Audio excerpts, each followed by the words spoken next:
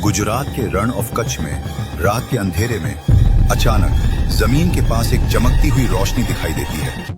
न कोई इंसान, न कोई गाड़ी, लेकिन वो खुद चलती है।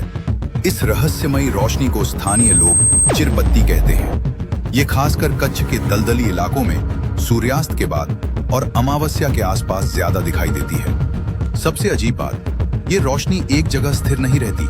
ये चलती है, रुकती है, दिशा बदलती है, कभी धीमी, कभी अचानक तेज, और कई बार लोगों का पीछा भी करती है। स्थानीय चरवाहे बताते हैं ये रोशनी कभी लाल, कभी नीली और कभी पीली भी दिखाई देती है, जैसे वो अपना रंग बदल रही हो। सिर्फ स्थानीय लोग ही नहीं, कच्छ बॉर्डर पर तैनात बीएसएफ के कुछ जवानों ने भी दावा किया है कि उन्होंने इस चिरबत्ती को कई बार देखा है।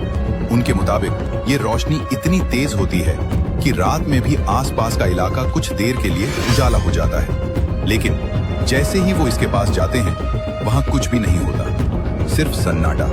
और सबसे अजीब बात, कई बार ये रोशनी अचानक 2 या 3 हिस्सों में बढ़ जाती है और फिर कुछ सेकंड बाद वापस एक हो जाती है। विज्ञान क्या कहता है? कुछ वैज्ञानिक मानते हैं ये मर्स गैस हो सकती है, जैसे मीथेन या फॉस्फाइन, जो दलदली जमीन से निकलकर हवा में चलती है और चमकती हुई रोशनी बनाती है। लेकिन अगर ये सिर्फ गैस है तो ये हवा के खिलाफ चलती कैसे है, दिशा खुद बदलती कैसे है और लोगों का पीछा कैसे करती है?